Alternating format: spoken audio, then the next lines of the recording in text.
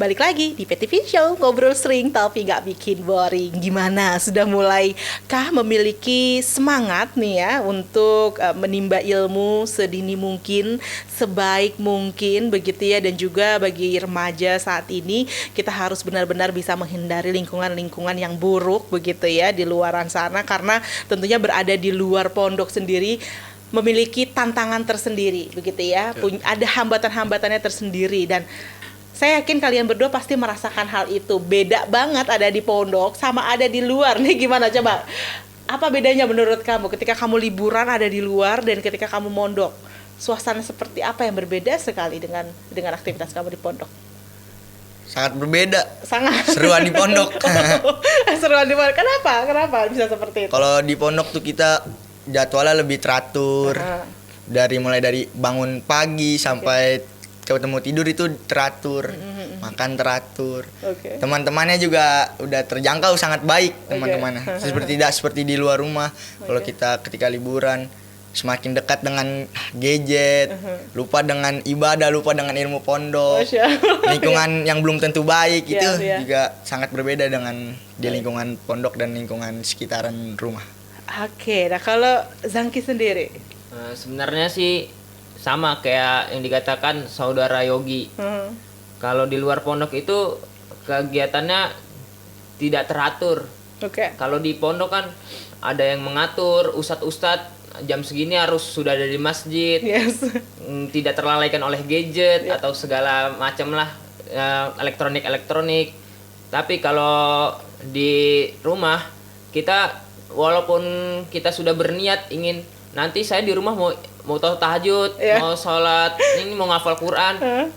Dengan kita sudah melihat gadget elektronik pun buyar. Niat kita dari awal pun sudah lupa udah kemana. Terus sering lalai, kalau di rumah sering lalai, kalau liburan pergaulannya juga belum tentu bagus eranya, atau ada pengaruh-pengaruh yang tidak bagus. Oke. Dan menghambat nggak sih aktivitas kamu di rumah dan kemudian kamu kembali lagi ke pondok? Iya, sepertinya menghambat. Lama lagi ya untuk menerima pelajaran lagi ya. Soalnya banyak waktu yang terbuang. Dengan secara tidak sengaja maupun sengaja. Soalnya seharusnya di pondok jam segini ngafal, gara-gara pandemi jam segini hari segini di rumah, seharusnya di pondok. Ngafal malah di rumah malah main. Nah, baik.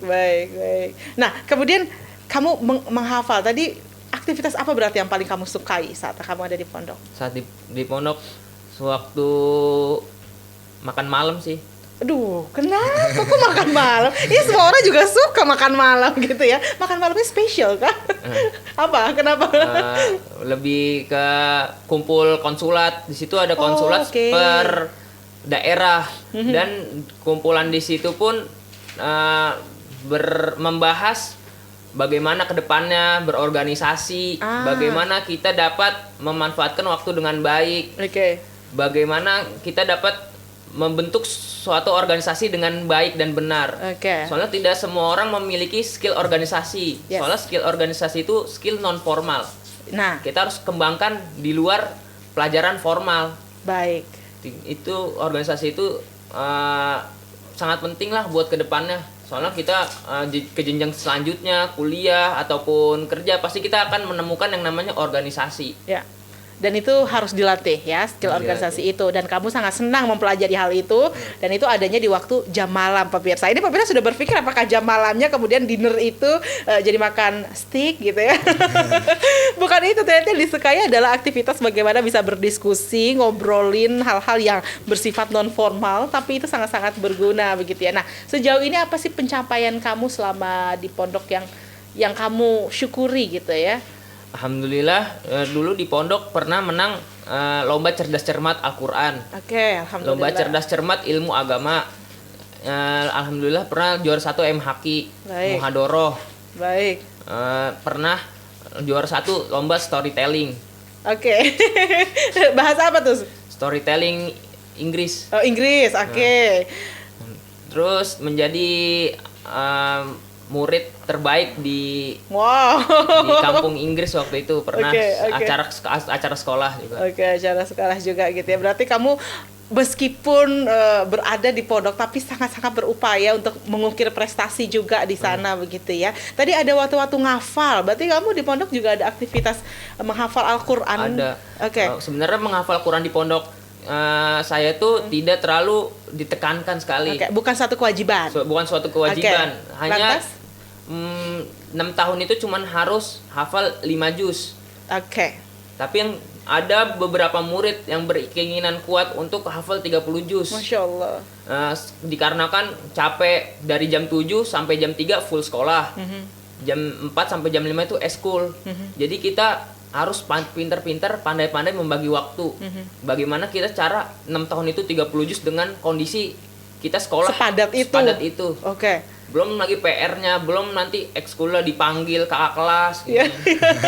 Udah dipanggil kakak kelas, belum lagi pas kena hukuman gitu ya, tidak berbahasa.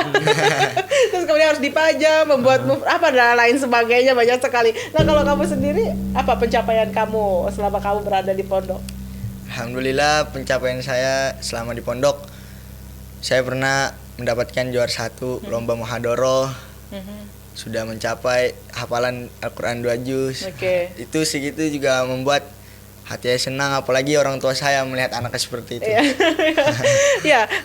Banyak sekali memang pemirsa pencapaian-pencapaian yang bagi kita mungkin adalah satu hal yang sederhana, tapi bagi orang lain akan sangat-sangat bermakna. Dan kembali lagi sebenarnya apapun yang ingin kita capai adalah kembali ke niatnya gitu ya. Apakah niatnya hanya untuk kemudian dalam tanda kutip bersifat ria, ataukah itu justru untuk membahagiakan orang lain? Itu yang paling penting. Dan yang paling penting lagi tadi bisa bermanfaat bagi orang banyak begitu ya. Tadi Yogi karena baru masuk pondok juga gitu ya, sehingga baru ada 2 juz dan itu pun sudah membuat orang tua senang. Nah, untuk Zangki sendiri, kalau kamu harus 5 juz, sudah sampai kah? Alhamdulillah udah sampai. Sudah lebih kah? Alhamdulillah. Sudah berapa kalau kamu? Kurang lebih 15. Targetnya?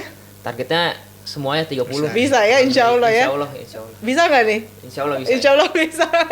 Tapi memang pemirsa ini menjadi seorang penghafal Al-Quran. Tadi seperti dikatakan Zangki, yang kita pikir nanti di pondok juga mungkin lebih gampang. Padahal nggak juga, kan ada aktivitas yang padat gitu ya. Nah, bagaimana kamu membagi waktu agar kamu juga bisa menjadi seorang hafizul Quran? Membagi waktunya itu kita kan dari mulai qiyamul lail, sholat tahajud, dilanjut dengan mengaji, dilanjut dengan sholat subuh. Setelah itu sekolah sampai jam 2 itu, setelah pulang sekolah itu kita mulai menghafal Quran sampai masuk ke waktu asar. Setelah asar menghafal Quran lagi, setelah menghafal Quran itu kita bersih-bersih sampai waktu tidur. Waktu tidur tuh malam.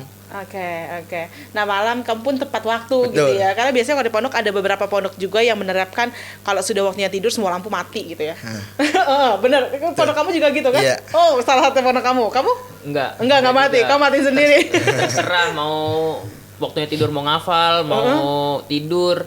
Yang penting selama itu nggak mengganggu ustadz-ustadznya, dibebaskan lah. Targetnya juga harus tetap begitu ya. Nah, kalau kamu sendiri punya tips nggak?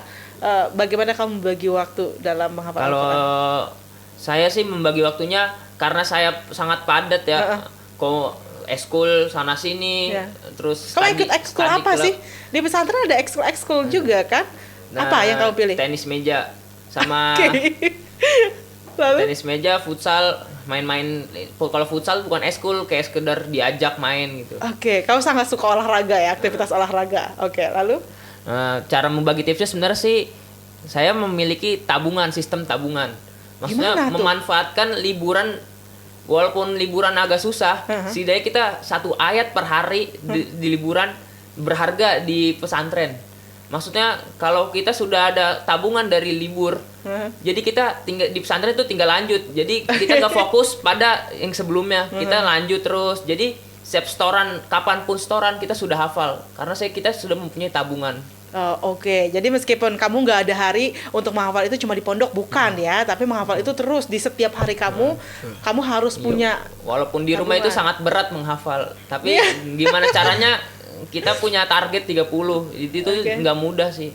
Berarti kalau kamu caranya adalah per ayat.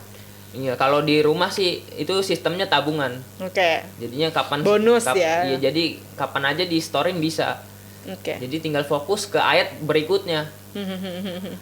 Hari ini kita udah misalnya setoran ayat hari ini setoran ayat hari ini kita udah hafal. Berarti kita udah santai, kita tinggal ngafal ayat yang besok kita akan setorkan. Oke, kita nanti masih akan nanya lagi tentunya, berbincang-bincang lagi dengan dua pemuda ini. Kita mau tanya sebenarnya bagaimana sih cara menghafal yang mudah bagi anak-anak. Kita akan ketahui saja. Tetaplah bersama dengan kami pemirsa.